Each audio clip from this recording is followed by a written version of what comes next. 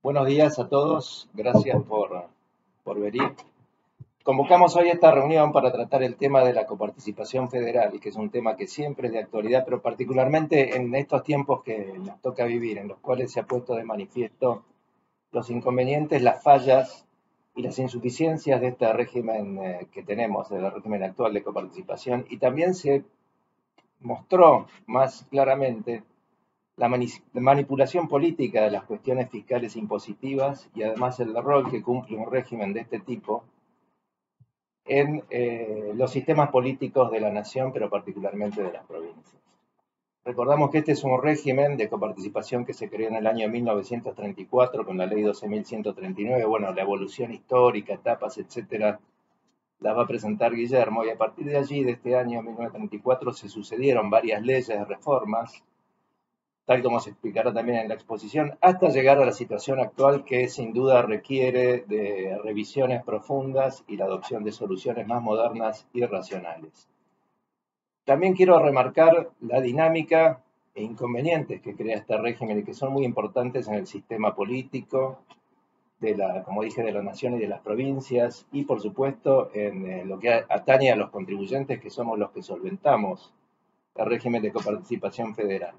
Pero, por ejemplo, hace poco vimos cómo el Congreso aprobó rebajas de impuestos coparticipables, aplaudiendo con bombos y platillos la reducción de impuestos, cuarta categoría, relación de dependencia, empleo público y jubilaciones de privilegio. Y al poco tiempo los gobernadores que apoyaban esta iniciativa salieron a pedir compensaciones por la baja de la parte que les corresponde en la recaudación de los impuestos nacionales.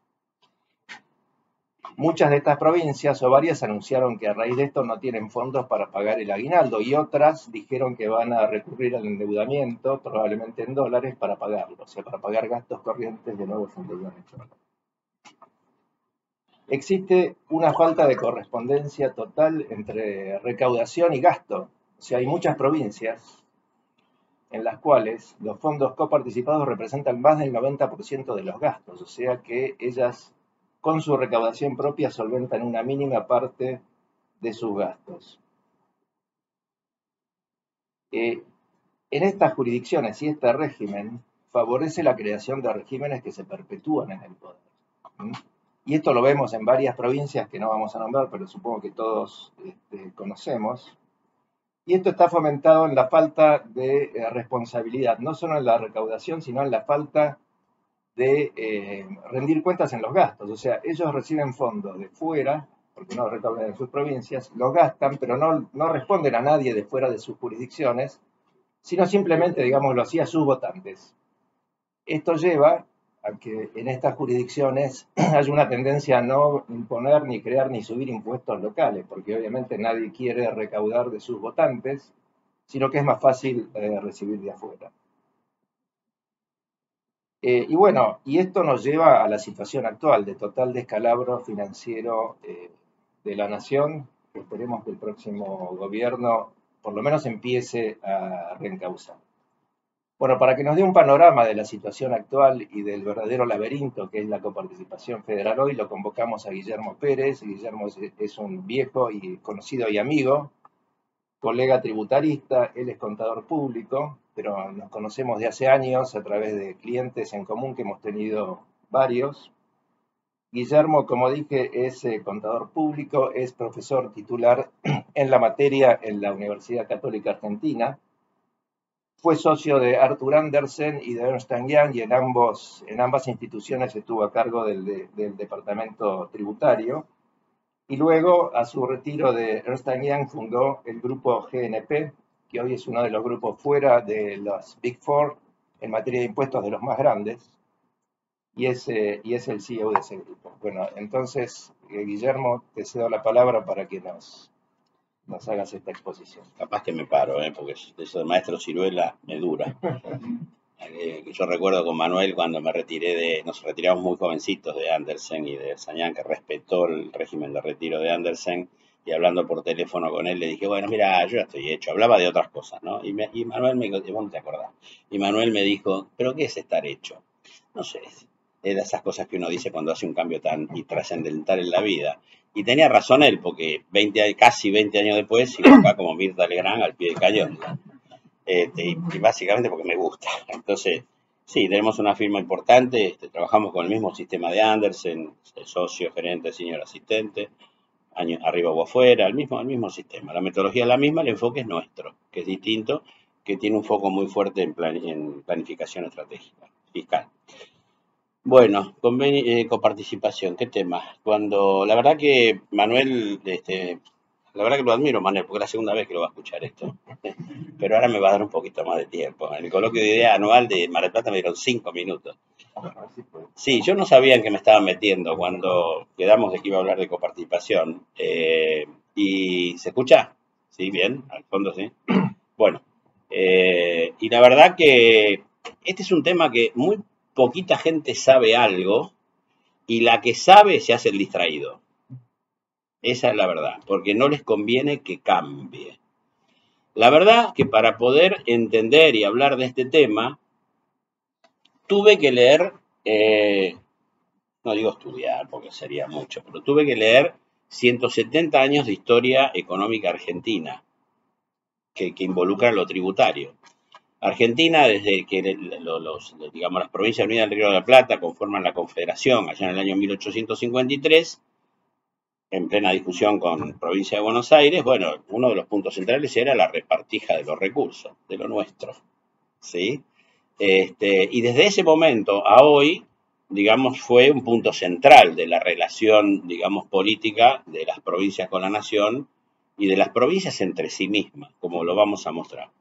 Esos 170 años de historia están de alguna manera reflejados aquí. Hoy voy a estar un poquito más tranquilo, porque la primera vez fue en 15 minutos, en el coloquio anual de ideas fue en un papelito, digamos, estaba resumido eso. Así que hoy vamos a darle unos minutitos más, supongo. El eje de esta charla, yo me paro, perdón, Manuel, sí, dale, no te sentís incómodo. Miren, el eje de esta charla, bueno, esto es la coparticipación. Esto es lo que Manuel me dijo que hable de vuelta. Un amigo. Así que después hablamos un poquito. Por eso se lo llama el laberinto de la coparticipación. Porque para entenderlo hay que sentarse un rato largo, ¿sí? Bueno, dicho esto, y logrado el objetivo, que era un par de sonrisas, esta exposición va a tener estos ejes. Primero, la evolución de exactamente 170 años de historia, ¿sí? Argentina, que ahí lo he dividido en 5 etapas, que están repartidas en ciertos momentos que son un hito por alguna situación en particular. Y una vez que repasemos rápidamente, muy rápido, no se preocupen, rápidamente, esos 170 años de historia, vamos a pasar ya al laberinto, que es la parte quizá más interesante de esta charla, que habla de, ahí vamos a entender cómo es la relación política y la estructura de nuestro país federal y la relación entre la nación y las provincias con sus representantes que luego mandan al Congreso Nacional de la Nación. ¿Sí? Y vamos a ver quiénes son las provincias que ganan, quiénes son las neutras y quiénes son las que pierden. Vamos a ver vamos a ver que las que ganan, de alguna manera, son muchas, por eso es tan difícil cambiar el statu quo. Las que pierden son pocas, pero pierden mucho.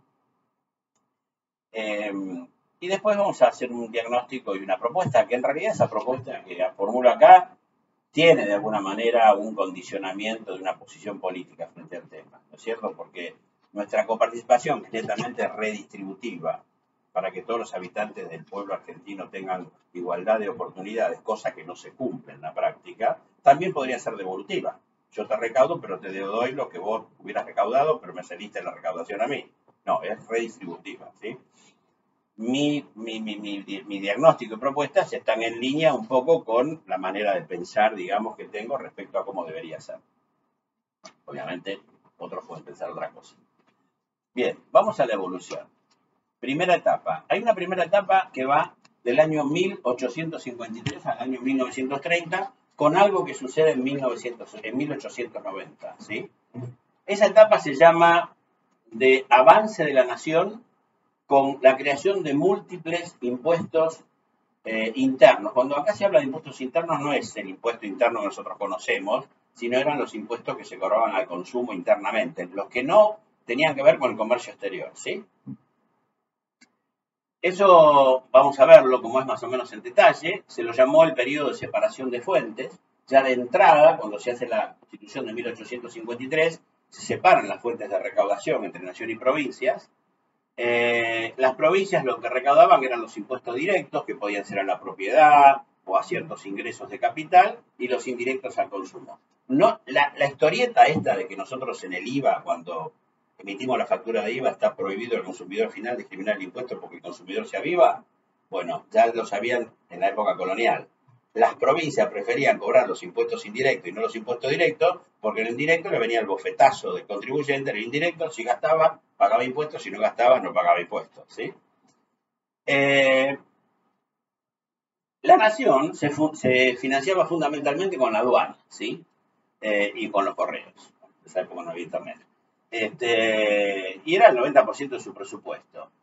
Los problemas de este periodo estaban fuertemente vinculados a la existencia de aduanas interiores, múltiples impuestos de baja recaudación, todos ellos heredados de la época colonial. ¿Por qué separo este periodo que llega hasta 1930 en el año 1890? Porque en el año 1890 muchos de ustedes sabrán que hubo una crisis importante mundial que afecta a la Argentina, baja mucho el comercio exterior y al bajar el comercio exterior baja la recaudación de la nación. Entonces la nación, ¿qué hace? Avanza sobre las provincias. Ustedes van a ver que a lo largo de la historia la nación va avanzando sobre las provincias, ya sea por creación de impuestos o por transferencia de ciertos gastos o servicios públicos que asumía la nación y que se los fue pasando a la provincia y no necesariamente los recursos. Con lo cual, al pasarle los gastos y no el servicio público y no pasarle los recursos, se crea una dependencia política de las provincias hacia la nación bastante importante. Y ahí empiezan todos los encuadres que nosotros sabemos que hay en el Congreso. Bien. Este periodo se lo llamó concurrencia de fuentes. ¿Por qué? Porque la nación, para defenderse de la baja de recaudación del año 1890, lo que hace es empieza a crear un montón de impuestos indirectos o impuestos internos, locales. Fíjense, al vino, a la cerveza, muy, muy gracioso, a los fósforos, a los licores, a los naipes. Claro, empieza a haber un caos de recaudación, porque la provincia seguía recaudando lo que estaban recaudando y la nación le empieza a crear impuestos de naturaleza similar. Y todo, ahí sí que había multiplicidad de imposición sobre un mismo hecho. Estos impuestos que son concurrentes, en realidad genera fuertes discusiones en el Congreso entre nación y provincias y prevalece ahí la posición de Terry, de José Terry, que se basa en el artículo 4 de la Constitución Nacional de aquel entonces. Y en definitiva hay un fallo de la Corte Suprema, que si no recuerdo mal es del año 1930 y pico, 31, 32, 33, por ahí, que en definitiva avala lo que se venía haciendo pragmáticamente desde el año 1890 a la fecha. Claro, empieza a haber un caos tributario de alguna manera entre naciones y provincias, y el problema precisamente está descrito ahí, que dice múltiples impuestos indirectos, tanto de la jurisdicción nacional como provinciales, concurrencia de fuente e ineficiencia recaudatoria. ¿Qué pasa entonces en el periodo 1930 al 1973, poniendo un hito en el año 1947? Se lo llama de simplificación y redistribución de la recaudación. Acuérdense que dije al principio que la coparticipación era de naturaleza redistributiva, para que haya igualdad de oportunidades, y no devolutiva de impuestos, ¿sí?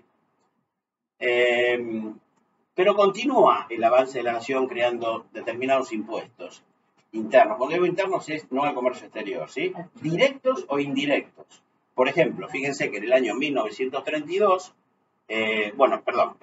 ahí está, lo primero que tengo que mencionar es que se produce la crisis del año 1929, que nuevamente reduce los ingresos de la nación, que eran los vinculados al comercio exterior. Entonces ahí sí crea el impuesto a los réditos en el año 1932, que es un impuesto típico directo, que solamente la nación por esa constitución lo podía hacer en condiciones excepcionales y por eso lo sigue igual con la constitución actual y lo siguen renovando cada 10 años, o sea, la vigencia que le den. Yo estoy muy acostumbrado a hablar empresario, por lo tanto no hablo con mucho tecnicismo del nuestro, digamos, porque si no, ya que somos aburridos, encima no nos entiende, peor. Bien. La nación sanciona lo que mencionó Manuel, que es la ley 12.139, que tuvo un espíritu importante, porque no se lo llamó coparticipación, se lo llamó Ley de Unificación de Impuestos Internos. Y miren qué interesante, obligaba, y ahí empiezan todas las primeras cuestiones que no se cumplen, ¿no? Obligaba a todas las provincias a derogar todos los impuestos que tenían, todos los impuestos internos vigentes, porque suponía que la nación iba a recaudar y iba a distribuir sobre bases racionales, ¿sí? Sobre indicadores económicos, sociales y parámetros objetivos racionales, ¿no? Y seguía teniendo carácter redistributivo, igualdad de oportunidades para todos los habitantes de la Argentina. Si me llevo a olvidar, Manuel, cuando termine esta parte histórica, quiero decir cuál es la deuda política tributaria que tiene nuestra democracia con nosotros y la política económica, digamos. El objetivo de esta ley era unificar e distribuir los impuestos internos, evitar la múltiple imposición y otorgar igualdad de oportunidades. ¿Saben cómo se realizó? Se realizó en base a un parámetro lógico para esa época, que era, bueno, yo te voy a devolver, si bien tenía carácter redistributivo, se calculaba en función a los impuestos que realmente las provincias habían recaudado de los años 29 al año 33. ¿Pero qué hace la nación? La nación necesita seguir creando impuestos porque empieza la burocracia. Piensen que en esos años en la Casa Rosada, una vez leí que había no más de 35 funcionarios. Piensen ahora en el laberinto que es la multiplicidad de ministerios, secretarías, subsecretarías. Bueno. ¿Qué hace la nación? Crear impuesto a las ventas, crear impuesto a las ganancias eventuales. Yo no sabía cuando leí todo esto. En esa época que se crea el impuesto sustitutivo de la herencia, que después se derogó en el año 76, reemplazado por hoy bienes personales, en definitiva, para facilitar la adhesión de las provincias. O sea, se crean nuevos impuestos nacionales, pero como se distribuían por coparticipación, con eso nos ganábamos el favor de las provincias que permitían seguir manteniendo el régimen. Esta ley fue sancionada por Agustín P. Justo, que fue un gobierno electo en el año 34, por lo que dice la historia, de dudosa moralidad electoral. ¿Sí? Miren que estuve bien, ¿no? De dudosa moralidad electoral. No dije ninguna guasada. A veces digo locura, porque una vez en la tele, hablando de la coparticipación, dije es una cloaca, ahora digo es un participio. Sí, a veces me salgo. Bueno, divido ahí en del año 47 al 73, la nación sigue su avance y las provincias, como avanzan sobre ellas, también se defienden, creando más impuestos, digamos, y se empiezan a provocar en este periodo las primeras distorsiones a la intención de la ley de unificación de impuestos internos, que era simplifiquemos, ordenemos, repartamos. Entonces, ¿qué hace la nación? No fue la mayor transferencia de servicios a las provincias, pero empieza a transferir ciertos servicios de la nación a las provincias, pero sin contrapartida, una jugada política. Te doy el servicio, vos tenés el problema, después tenés que venir a robar de rodillas. Y yo te doy, como te doy, tu voto es mío. Por eso es tan importante la coparticipación y tiene que ver con la esencia del sistema republicano que nosotros tenemos, con la esencia de Argentina. Por eso los que saben de coparticipación no quieren hablar, porque no quieren cambiar el statu quo. Bien. Entonces se empieza a distorsionar la coparticipación por esa parte. La nación distribuye masa recaudatoria por afuera de la coparticipación, que suponía que toda la masa recaudatoria iba a la distribución y se repartía en función a los porcentajes asignados, que estarían bien o mal, pero por lo menos había un cierto orden. Pero no, empieza a hacer lo que se llaman las famosas transferencias discrecionales. ¿Para qué? Como te entregué estos servicios, vos estás mal, venís de rodillas, te hago la transferencia discrecional y nos recordamos algo. ¿Sí? La provincia de Buenos Aires, se ve que no quiere arrodillarse tanto, crea el impuesto a los ingresos brutos, que hoy tiene tasas exorbitantes. Ahora el domingo saco un artículo en Clarín sobre este tema, sobre gasto público, con muchas cosas, gasto público, participación, blanqueo, el precio relativo.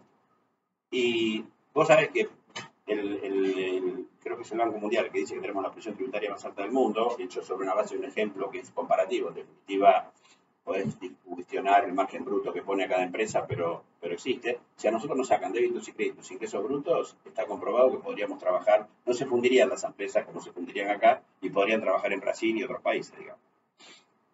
Pero bueno, ahí se crea el impuesto a los ingresos brutos, que antes lo que tenían era un impuesto al comercio e industria que era mucho menos relevante en términos de poder recaudatorio. Bueno, ustedes saben, yo cuando empecé a estudiar, actividades lucrativas, soy llamada ingresos brutos, tenía tasas, qué sé yo, del 0% para la actividad primaria, el 1 o 0 para la industrial, 2,5% para la mayorista, 2,5% para la minorista, 5%.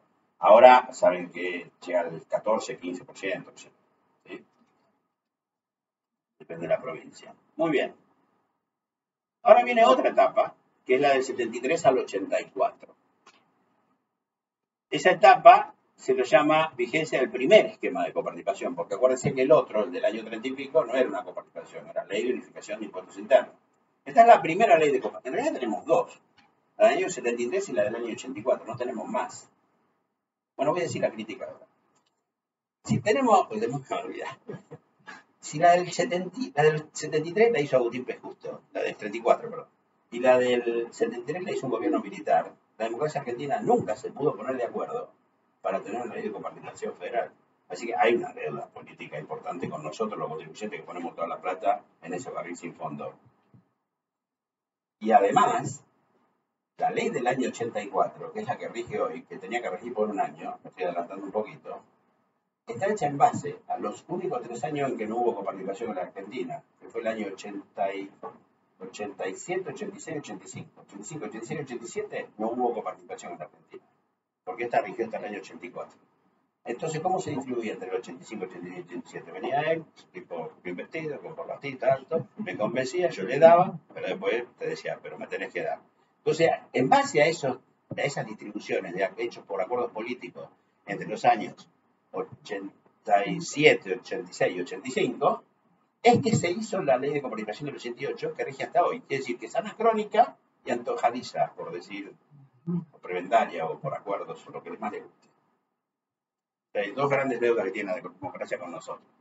Bueno, esta ley es el primer esquema de coparticipación con criterios socioeconómicos, eso sí hay que reconocérselo, tiene esquemas de distribución socioeconómicos con parámetros objetivos. Por ejemplo, el 65% se daba en función a la cantidad de población, el 25% en función al desarrollo, y ponía 3 parámetros, casa, auto y no sé qué más, no ponía desarrollo educativo, sanitario, habitacional, no, ponía autos, casa y algo más. Bien, y el 10% para las provincias que tenían menos densidad poblacional que la media de la Argentina. ¿Qué es lo que en definitiva rigió rigió del 73 al 84? La del 88 realmente es cualquier cosa, la que rige hoy. La que rige hoy es cualquier cosa.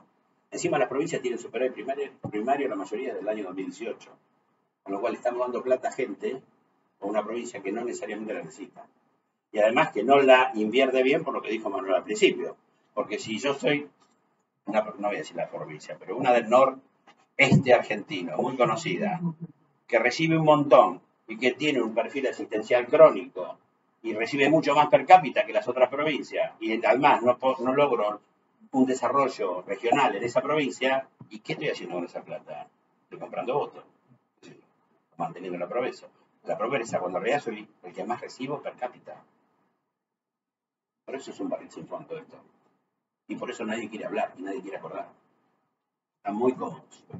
Bueno, nace esta coparticipación en el año 84, incluye la totalidad de los impuestos nacionales, salvo los aduaneros, que tenían estatus exclusivo en la nación. Igual, las que tenían asignaciones específicas, sigue existiendo eso. Tiene, como dije, criterios de distribución objetivos, distributivos pero no devolutivos.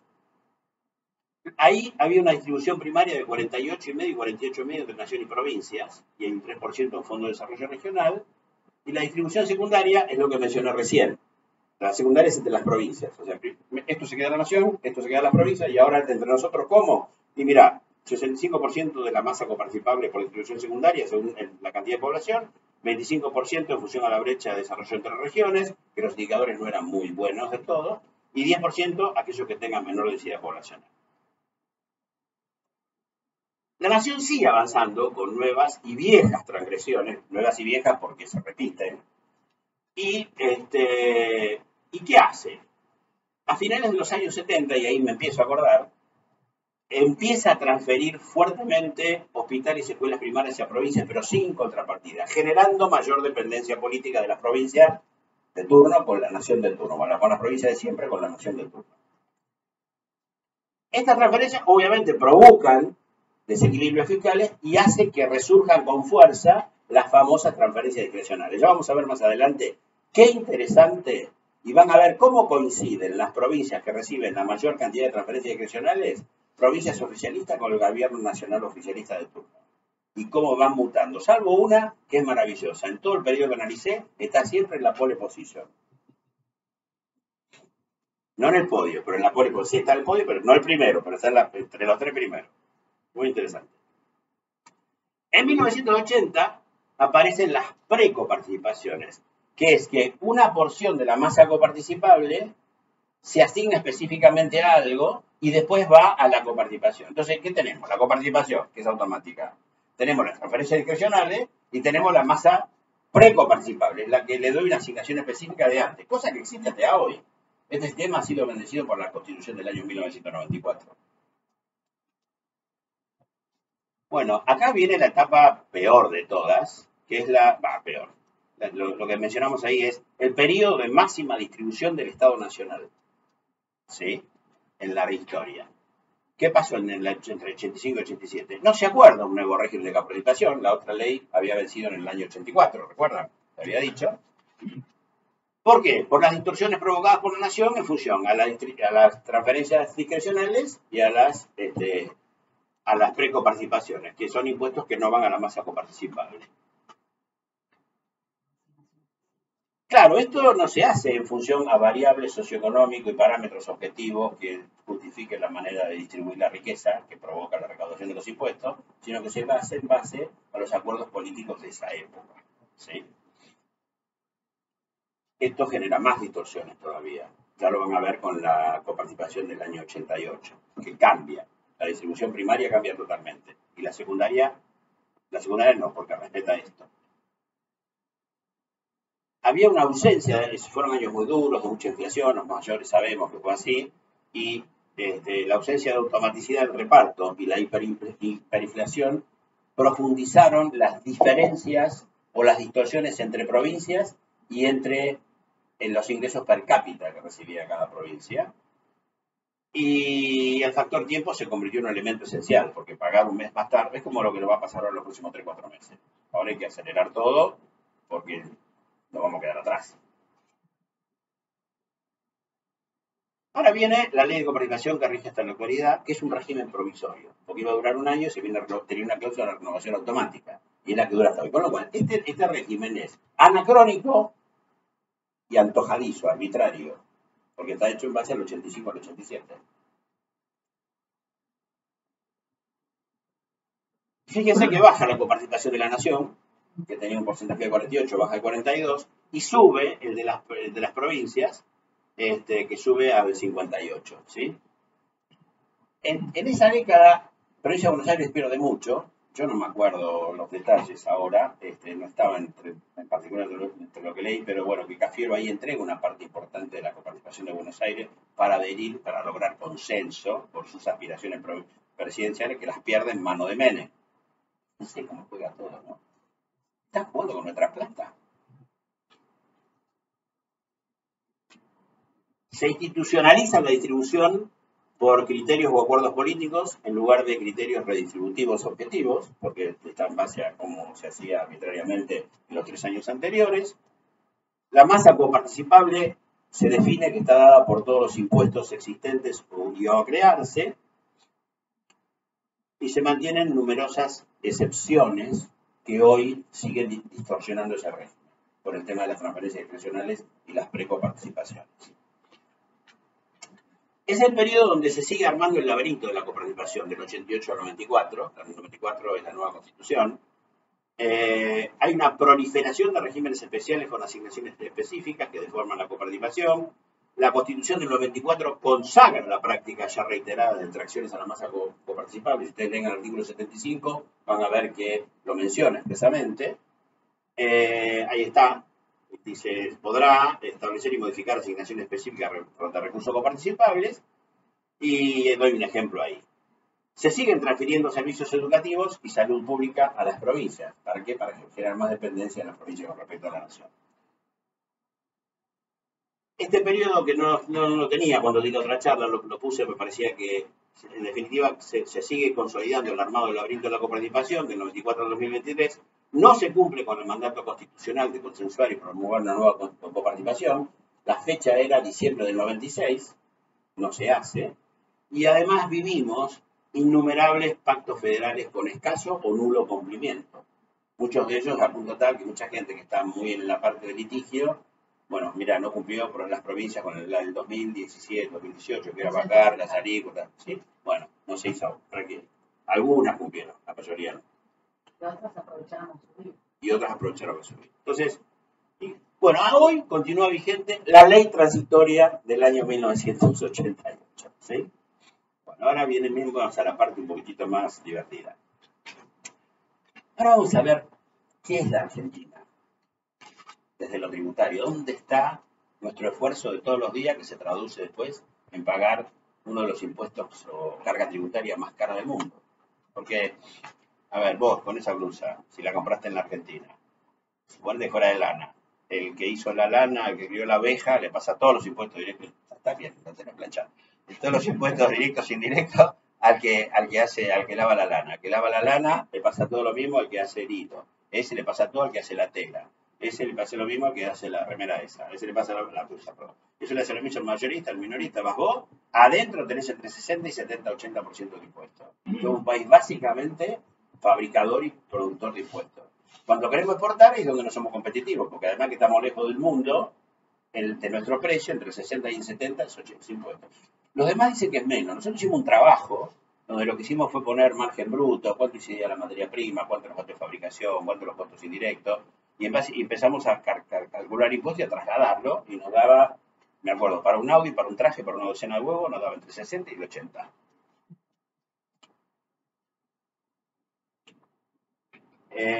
Vuelvo a la coparticipación, se lo llama el laberinto, porque es un laberinto, el laberinto, ustedes bien, se metieron en el laberinto alguna vez, difícil salir. Esto es lo que se llama la distribución primaria, ahí está básicamente lo que se dice que provincias se llevan el 58, nación el 42, había un 1% para un fondo del Tesoro Nacional, y esto es re interesante, miren, el país, acá lo dividí en esto, la zona núcleo, la zona centro, es la que aporta al PBI un 72% y distribuye, ahí no salió, lástima, pero distribuye un 46% más o menos, después hay que arreglarlo eso, distribuye un 46%, el rojo distribuye un 46%, con lo cual aporta un 71% al PBI y distribuye... Y recibe. No, perdón. Sí, recibe apenas un 46%. Aporta 74 y recibe 46. Ahí está, recibe 46, que salió tapado. Recibe un 46. O sea, aporta, ahí dice un 72, recibe un 46, pero tiene una densidad poblacional alta, o sea que tiene un problema, porque esas provincias apoyan al resto, a las ganadoras. Ahora, estas provincias tienen un montón de rutas que van al puerto y están todas rotas. O sea, hay un proceso de descapitalización en las provincias ricas que están sosteniendo al resto del país.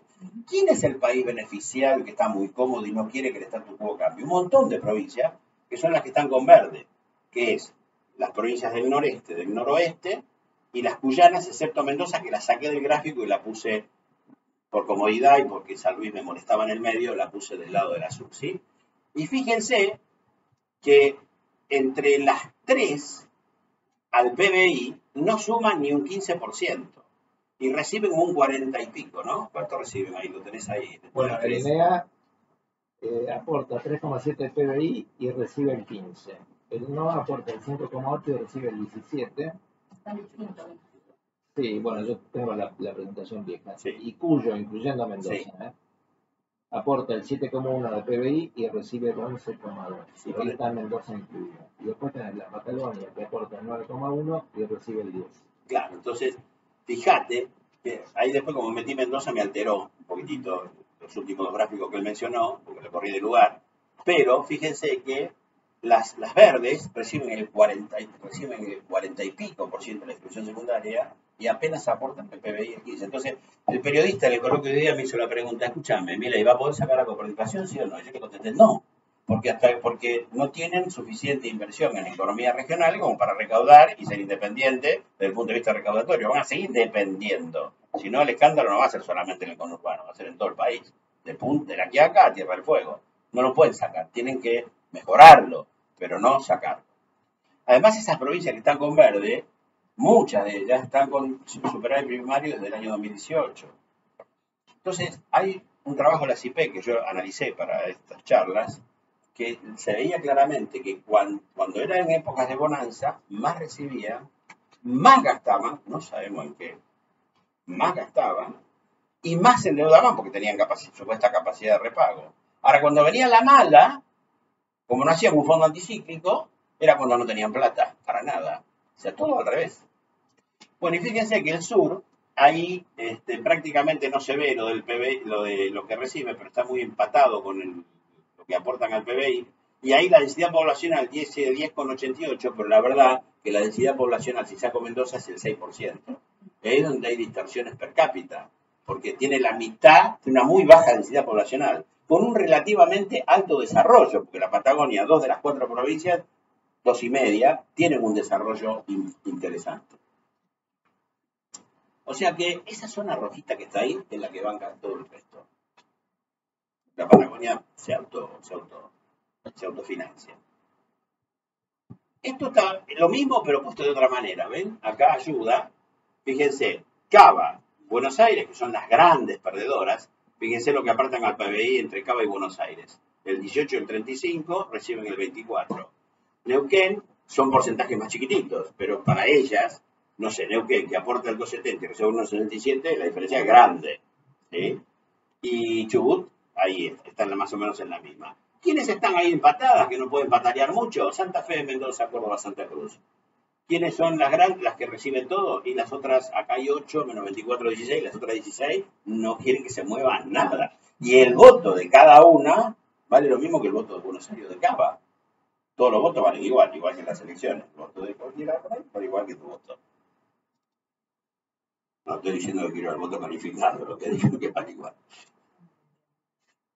Bueno, miren, ahí está, digamos, el porcentaje, el resto recibe un 275% más respecto a lo que aportan, ¿no? Y las que pierden tienen un 50% de lo que aportan. Es mucho, ¿sí?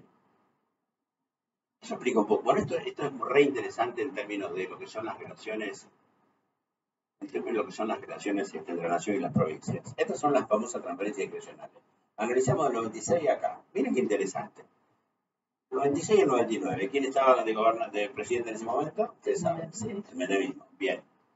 La Rioja está primero en las transferencias discrecionales. Qué casualidad. Tierra del Fuego, vaya a saber por qué. Algún acuerdito necesitábamos en ese momento. Quizá con la ley de promoción de Tierra del Fuego. Y Santa Cruz empezaba a asomar tímidamente. Viene el periodo de la Rúa.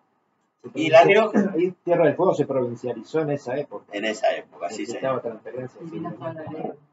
un territorio federal. Tal cual, sí. Esa y Formosa, me parece.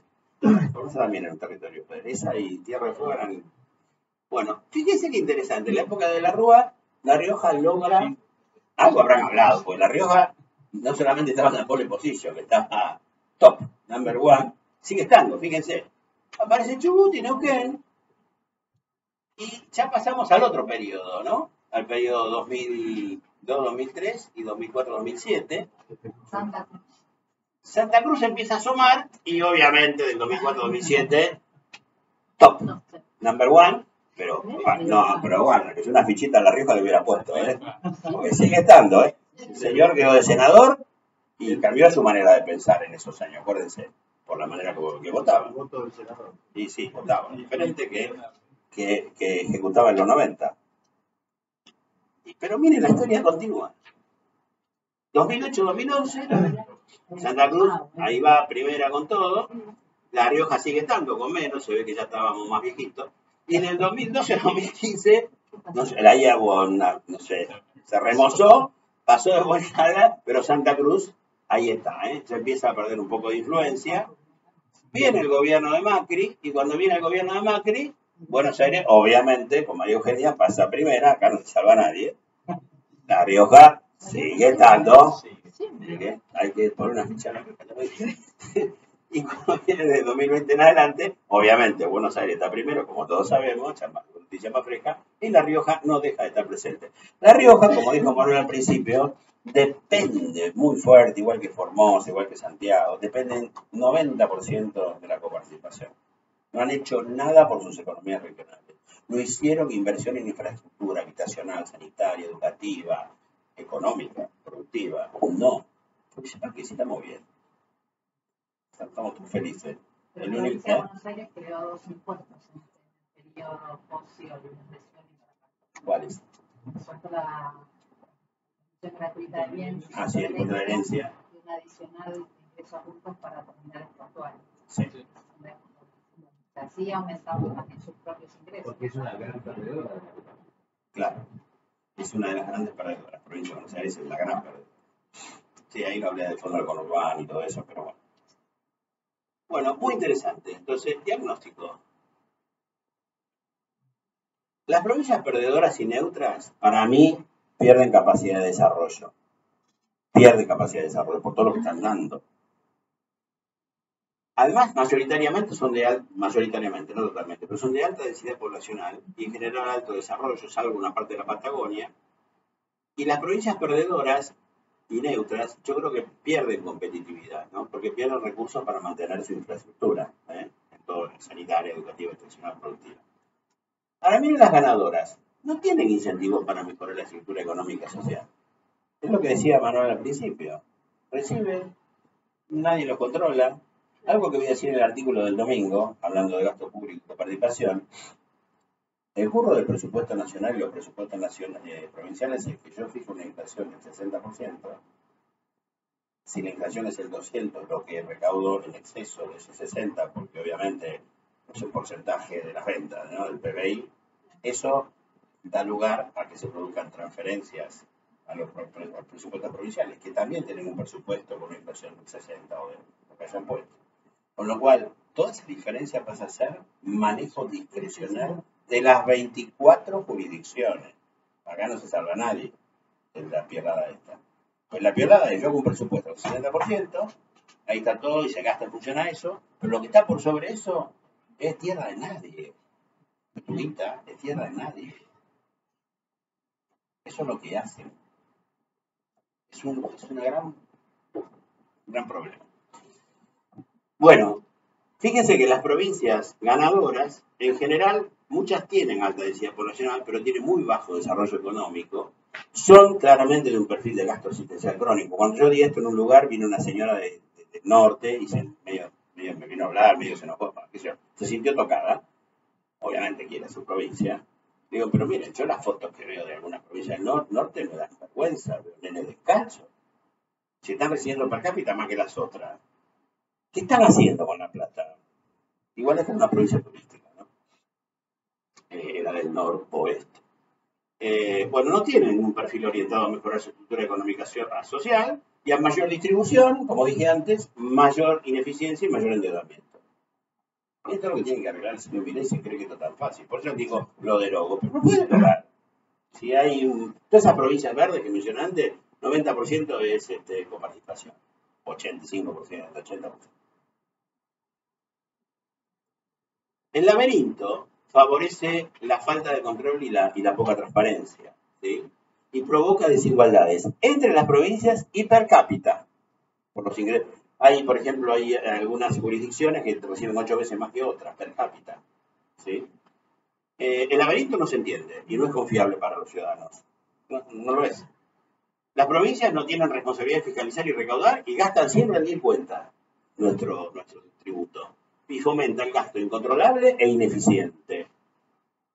Y la distribución secundaria, en definitiva, como es un régimen de coparticipación anacrónico, porque tiene 40 años, y además arbitrario, porque fue hecho en base al año 85, 86, 87, en definitiva, está basado en negociaciones políticas que provoca desigualdades en la distribución per cápita y por provincia.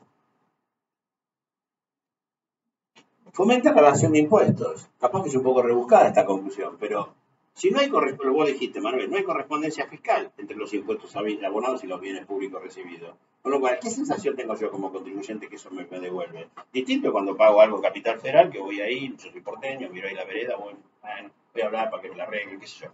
Hay una correspondencia fiscal, pero con los impuestos nacionales no hay ninguna correspondencia fiscal. no percibimos el retorno de nuestros impuestos. Bueno, propuestas. Bueno, obviamente hay que crear un nuevo régimen cumpliendo el mandato constitucional del año 94. Yo creo que el nuevo régimen primero debería garantizar estabilidad fiscal, eso es fundamental, que no lo tenemos en nada. Debería incluir a todos los impuestos nacionales actuales y futuros sin excepciones. Debería haber límites fuertes a las transferencias discrecionales y tendría que haber una revisión periódica cada 5 años. Ahora, ¿cómo hacemos para lograr un nuevo régimen de coparticipación si hay 18 provincias por lo menos, y no sé si las que empatan van a estar a favor o en contra, que van a estar en contra, porque los que van a estar a favor son Capital y Buenos Aires. Capaz que alguna de las dos patagónicas, pero ¿sí? Esa es la trampa. Esa es la trampa que tenemos. Entonces, yo creo que debería existir un régimen de transición, como para darles el dulce, que piquen, que sea limitado en el tiempo, 5 años, 10 años, no sé, el tiempo necesario para que, ¿sí?, que prevea la reducción y eliminación progresiva de los impuestos provinciales, porque esa era la idea en el año 1934, cuando va la primera ley de unificación de impuesto interno. Recaudo todo y distribuyo, y hay alguien que se hace cargo. Eso no me resuelve el problema de la comodidad de la provincia que recibe y gasta sin rendir cuenta, pero hay que meter controles adicionales, ¿sí? Y otro sistema de fomento. Ahora los digo. Y debería, para mí, el régimen de transición debería estar referido a la recaudación incremental hasta lograr la normalización. ¿Qué quiere decir? Lo que se recauda hasta ahora sigue como hasta ahora. Y si crece la economía, lo distribuimos distinto en función al acordado y en 10 años normalizamos todo, en 5, en 7, en 4, lo que les guste. Es una manera de darle factibilidad.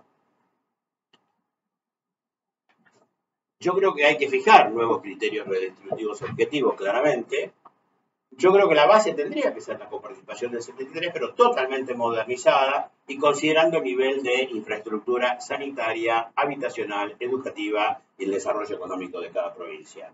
Y para mí se tendría que haber, esto no me lo dejaron poner en el coloquio, no es mi idea, pero después lo mencionó Patricia Bullrich, con lo cual alguna filtración hubo, porque fue discutido en un comité, que es que haya un sistema de premios a los desarrollos en infraestructura. A aquellas provincias que rinden cuenta, que hacen un efectivo inversión en desarrollo de su infraestructura, que haya incentivos. Y aquella otra que está muy cómoda en el asistencialismo crónico, irlo condicionando para que se sienta asfixiado. No sé, no es la palabra asfixiado. Que se sienta incómodo. Tiene que haber un límite estricto a los impuestos con destinos específicos, porque proliferan, que son los que se detraen de la masa coparticipativa y desvirtúan el régimen. Y yo creo que con eso podríamos ir avanzando. Es paz para hablar, Otro podría decir, no, yo quiero darle toda la recaudación y fiscalización a las provincias, que recauden en función. Hay miles, podríamos estar 3 días discutiendo, pero no vamos a discutir eso. Bueno, conclusiones. Para lograr una Argentina competitiva y que genere desarrollo social, se requiere, primero, estabilidad fiscal, profundas reformas fiscales que no se limitan a lo tributario. Ninguna reforma tributaria es exitosa si no se rediseña el gasto público. Miren qué palabra elegante que elegí. Si no se rediseña, no existe, muere. Me cansé de colaborar con gobiernos anteriores donde me veía tiene que ser una reforma tributaria neta. Era odioso eso, porque era sacar de acá, para de acá, y en los diarios salir con lo que bajábamos, pero no mostramos lo que subíamos. No. Luego, si se hace eso, para lograr una profunda reforma fiscal que genere todo eso, competitividad, eso, se requiere recrear un régimen de coparticipación federal moderno y eficaz. A mí me parece que el 80%, no sé, el 80% del problema fiscal de Argentina se resuelve si se resuelve la coparticipación. Porque yo creo que ahí estamos malgastando mal. Y nadie se mete. Y está distribuido en todo el país. Y mucha gente... La Comisión Federal de Impuestos, ¿qué hace? Y lo único que hacen es ver que no le den menos de lo que le tienen que dar. Y después a malgastar. Y ahí está nuestra plata. Y en algún yate que se va por el Mediterráneo.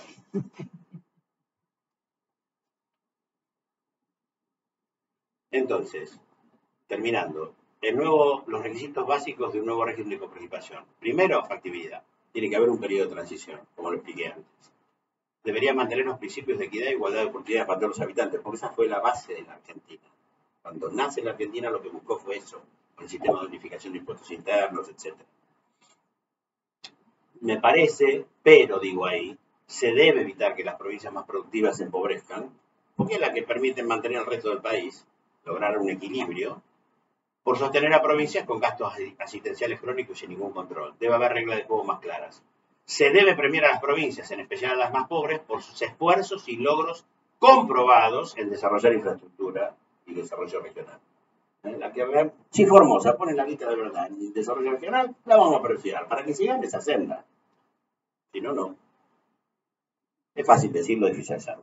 Bueno, el señor Leopoldo Marechal decía que de los laberintos se sale por arriba.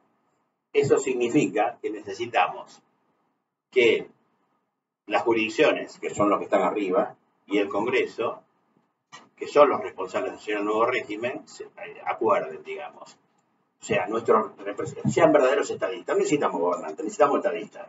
Y que piensen como pensaba Juan Bautista Alberdi, como pensaba Mitre, como, qué sé yo, más allá de si nos gustaba con la política del momento, ¿no? Porque estaba el problema entre los... Ahora que me estuve de viaje, me leí una breve historia argentina, motivado por este tema, Manuel.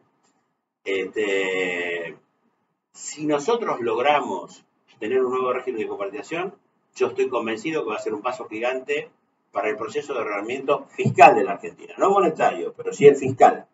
Ingreso menos gasto, fiscal. Y nos va a llevar a tener un país que va a tener un cambio cualitativo muy importante que nos va a permitir lograr, primero, racionalidad y eficacia federal al asignar los recursos. Hoy no, cero racionalidad. Los recursos se asignan como lo comenté. Eso va a llevar a tener más competitividad y crecimiento, obviamente, es una consecuencia natural y lógica. Eso, si hay crecimiento, va a subir el empleo formal, que no sube. Ustedes saben que somos 11 millones los que estamos en el sector privado, que bancamos a 47 millones y a 25 millones de cheques del Estado para jubilaciones, empleo público y subsidios. Y bueno, nos va a llevar a la integración al progreso social. Y muchas gracias.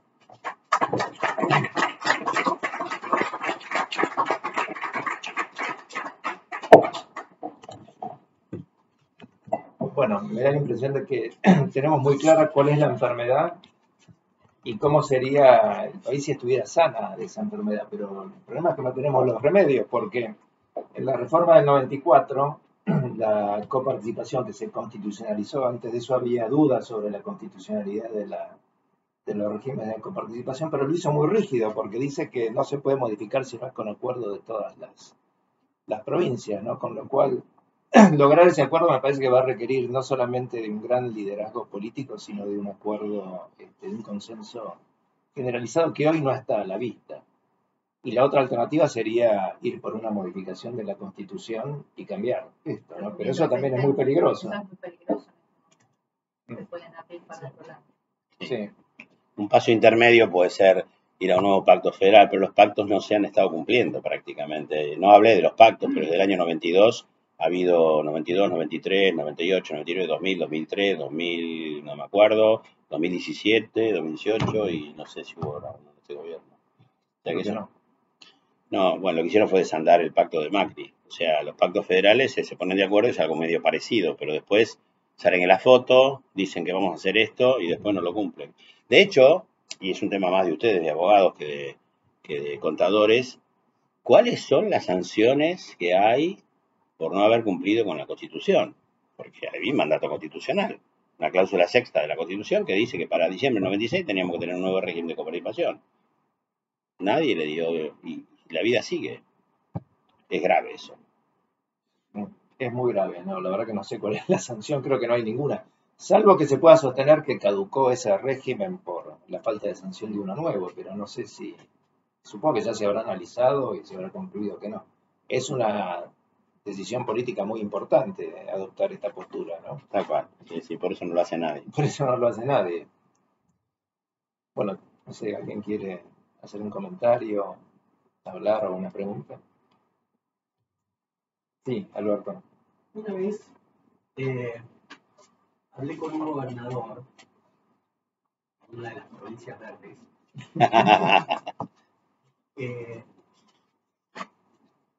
y venía él con toda la perorata de porteño. No, que los porteños.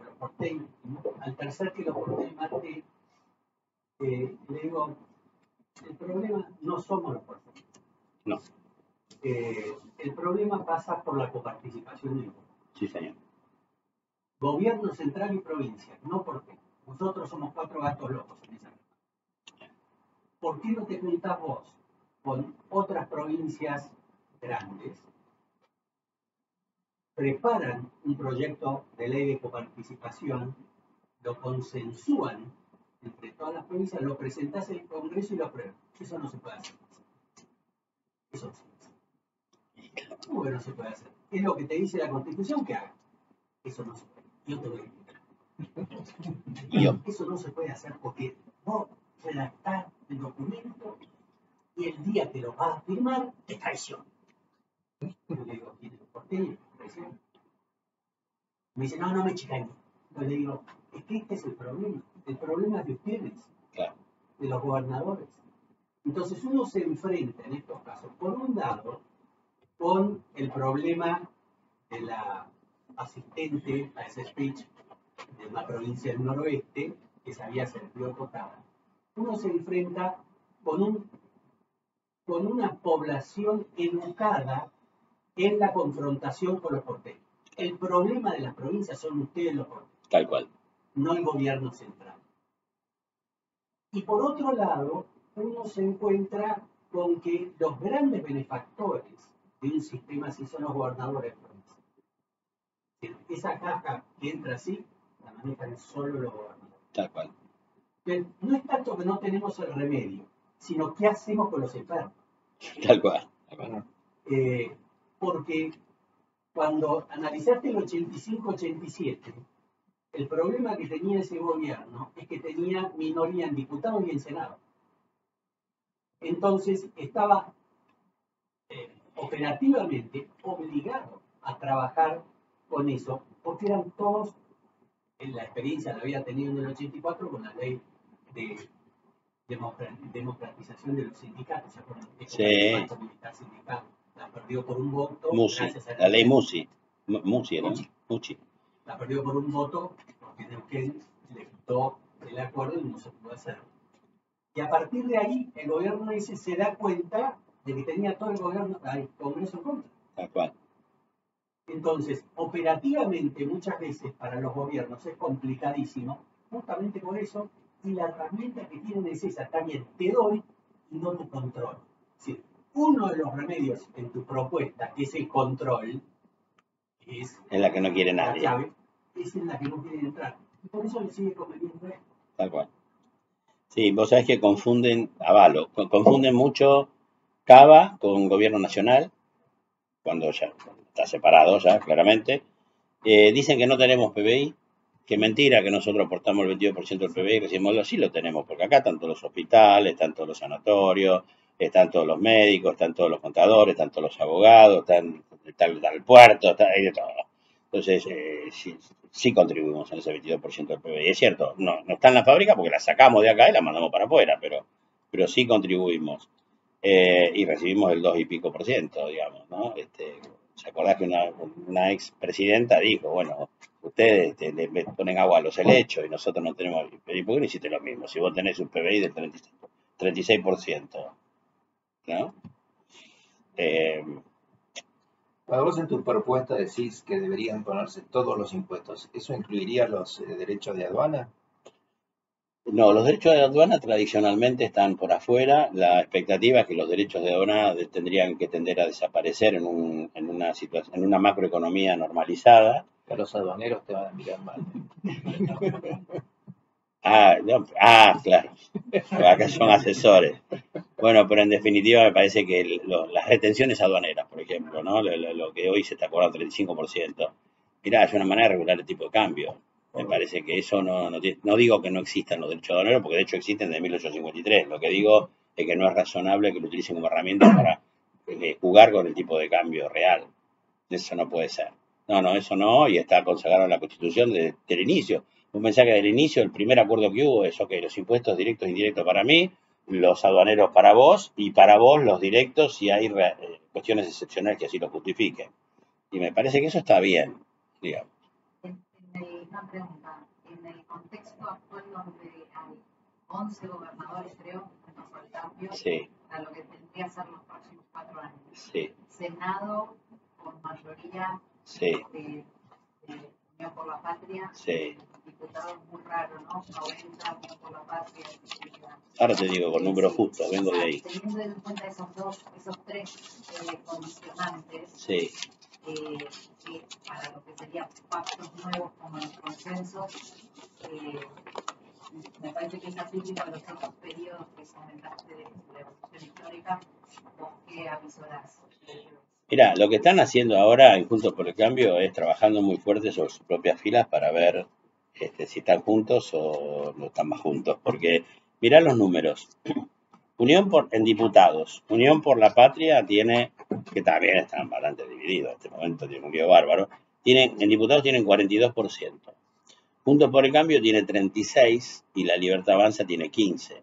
Si Juntos por el Cambio se mantuviera unido, que ahí está el problema de los radicales, entre 36 y 15 ya tenés el 51%, ¿sí? En diputados, y 7% está en otros. En senadores es donde Unión por la Patria está mucho más fuerte, si se mantiene unido, y puede trabar la mayoría de todo. Porque además esto tiene que entrar por el Senado, primero. Esto y otras cosas, ¿no? Bueno, la parte fiscal normalmente por diputados. Sí. Pero fíjate, en el Senado tiene el 49% Unión por la Patria, 33% Juntos por el Cambio y 10%. Ni así, o sea, así juntos llegan al 43%. Y tenés 8 en otros. El Senado está complicadísimo. Están a 2 de quórum y está con 49% de propios, si es que se mantienen unidos. Entonces, va a ser muy difícil. Tiene que haber, ahora se va a ver mucho ahora en los próximos 20 días, porque van a ir con una ley ómnibus que le dé potestades fuertes al Poder Ejecutivo, y ahí se van a ver, ahí va a haber negociaciones. Acaba siendo un curso acelerado este pibe Milei de política argentina, pero tremenda, porque ahí se va a dar cuenta de cómo es de verdad el asunto. Claro, pero el Senado puede cerrar el grifo por este periodo para hacer una reforma. Totalmente. Es que yo creo que reforma tributaria, si me preguntaras eso, no creo que vaya a haber en el corto plazo. Me parece que sí se va a meter. A ver, los políticos son conscientes que el 55% de la población le votó en contra. Cuando digo los políticos que hoy tienen mayoría, ¿no? Que pertenecen al 45%, que tienen mayoría en el Congreso. Entonces, hay cosas que tienen que hacer, porque si no hacen nada, los incendian. De vuelta la gente va a decir que se vayan todos. O sea, me parece que los primeros pasos van a ir por el lado del gasto público, en cuestiones que no afecten al principio, por lo menos, la parte más social. Ya se habla de gradualismo en las tarifas, se habla de gradualismo en la quita de subsidios energéticos, se habla de postergar o para siempre, no se sabe, el tema de la dolarización, el tema del Banco Central, todo eso se está... Hoy es Menem, no es Milei. Hoy cambió. Hoy es Menem. Después hay otra cosa, hay algunas señales buenas. Por ejemplo, ¿qué es lo que más le importa a la población? Cuando le preguntas. Inseguridad y economía, inflación. ¿Quién parece que...? Bueno, ya Caputo está confirmado, porque trae los 15.000 millones seguramente, no sé por eso. Está confirmado en economía, ¿sí? Por lo menos para el tema del LELIC. Y parece que Patricia Burri va en seguridad. Con lo cual, es como que Menem, digamos, bajó, se alineó con Macri ahí, digamos. El PRO está bastante unido. Hay algunos que están muy disconformes, pero está bastante unido. Entonces, por ahí está bastante bien. Marcelo, ¿querías decir algo? No, una reflexión, Guillermo, con respecto a la figura de la Corte Suprema, ¿no? Con un fallo, con una cautelar que fue realmente ninguneada por el gobierno nacional y que se está yendo. Que es con precedente de que la realidad diga lo que diga la Corte, por más que los obliga a devolver la diferencia reclamada por Cava, tampoco... No están haciendo nada. No. También es cierto que las causas de Cristina enseguida dictaminó ahora, ¿no? A los 2 días o 3 días de que tardó 5 meses y ya, qué sé yo qué van a hacer ahora, entonces los 2 o 3 próximos meses la justicia, ¿no? Porque obviamente el juicio de la Corte no va a prosperar, va a haber dictamen, porque en definitiva fueron reemplazados por 2K los 2 masistas que se fueron, dictamen va a haber, pero no va a pasar nada. Entonces, sí. Pensaba en lo de la coparticipación. Me parece que todavía no está bien medido el impacto que va a tener la quita de ganancias en todo este esquema, porque a mí me parece que ahí tienen una llave para negociar el Estado Nacional, y yo creo que con eso y las transferencias discrecionales A mí me parece que ahí hay dos herramientas importantes si las saben usar. Porque el tema de ganancias es un tema. Es un temazo. Y ahora es como que recién los gobernadores están cayendo en eso. Y yo creo que si eso lo usan bien, es para sentarse y mirarlo, ¿eh? Sí, sí. No es tan... Pero vos querés decir dar marcha atrás con la reforma. Yo creo que tienen una herramienta para saber usar y ahí está la inteligencia de cómo la van a usar. Pero eso tiene un peso económico muy importante. Muy importante. En realidad, o hacen la Gran Barrio Nuevo, viste que fue, volvió y ahora volvió a ir. ¿No? Fue así. 3 veces. Es un monstruo ese. Dale. Bueno, yo les quería compartir un pensamiento que quizás es un poco disruptivo, pero para ponerlo entre todos. A mí no me parece tan loco pensar la denuncia del régimen de coparticipación, sobre todo por las provincias y las jurisdicciones que están siendo perjudicadas, considerando, digamos, los hechos sobrevenientes, ¿no? Después de la reforma del 94, que tienen que ver, por un lado, con situaciones fácticas, el cambio de la composición de la población, de la situación, ¿sí? Donde además en Argentina la verdad que no tenemos estadísticas porque ni siquiera el censo tiene datos certeros. Y del otro lado, una cosa que me parece muy importante es que en la reforma del 94 se les dio a las provincias los recursos originarios y eso genera modificaciones en la riqueza que tiene cada una de las provincias, como las del norte que tienen litio y dicen que en la ciudad no hacemos nada, y las provincias del sur que tienen crudo y también las que tienen gas en el norte. Y todo ese esquema, todos esos cambios, me parece que habilitan por lo menos a, si se quisiera, intentar impugnar el régimen de coparticipación vigente para, no digo para destruir la coparticipación y transformarnos en un país unitario, sino para obligar al resto de las provincias a que se tengan que sentar a negociar, porque si no, esto es imposible para siempre. No me parece tan descabellado plantearlo judicialmente. En la corte, decimos. Sí. Sí, Pero por eso tiene antecedentes porque varias veces dijo, siéntense y arreglen. Claro, pero además con qué fundamento jurídico, la Corte pediría tiene que seguir este régimen transitorio que viene desde el año 88, cuando se viene incumpliendo el mandato constitucional y no se vienen analizando los cambios que han sucedido, efectivamente. Pero la denuncia tendría que inmediatamente presentar una propuesta, ¿no? Para la continuidad. Denuncio la coparticipación y reclamo mis facultades comunitarias. Claro. Pero eso lo debería hacer una provincia o la ciudad. Eso lo debería estar Buenos Aires, lo debería estar la ciudad, lo debería estar Santa Fe, lo debería haber Córdoba, lo debería estar Mendoza.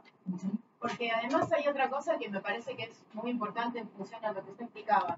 Las provincias que más reciben son las que peor gastan con la gente en peor situación social. Porque hay un espejo ahí muy claro, reciben mayor cantidad de fondos, la educación es pésima, no hay estadísticas, pero lo poco que hay dice eso, la salud es pésima, con lo cual ahí hay un espejo. En realidad lo que estamos sosteniendo en el norte son, bueno, y en esas provincias... El gobernador. Sí, a los regímenes. A los regímenes caciquescos. Son feudos electorales. A mí me vino a la cabeza, creo que lo comentaste cuando hablaste de estadistas, que es lo que está faltando. Me acuerdo que Adenauer decía que la diferencia entre el político y el estadista, el político piensa en la próxima elección y el estadista en la próxima generación. Esto es parche, parche, parche y sostener gobernadores que tienen 40 años gobernando una provincia que está cada vez más pobre, que recibe cada vez más plata. Tal cual. Y que no tiene un sistema de control de dónde invierte esa plata. Sí. Claramente le invierte en asistencialismo parisito. Y además pagan unos sueldos descomunales, unas jubilaciones fantásticas. Y el tema del estadio de Santiago del Estero. Sí, Santiago del Estero, el autódromo. Sí. Y bueno, estuve en Carlos Paz, están haciendo un puente y los mismos de ahí, tengo familia en Carlos, mi señora tiene familia en Carlos Paz. Es una obra monumental que están haciendo ahí en una punta del lago San Roque. Y dicen, este no sirve para nada, pues pasaba por encima de un arroyito, pero era descomunal, era faraónica, parecía, viste, que estabas en algún país. Y yo mismo decía, esto no sirve para nada. Y sí, es así. Bueno, señores, le agradecemos a Guillermo. Y bueno, creo que ha sido fantástica la presentación y muy interesante el debate posterior. Gracias, Guillermo. Muchas gracias.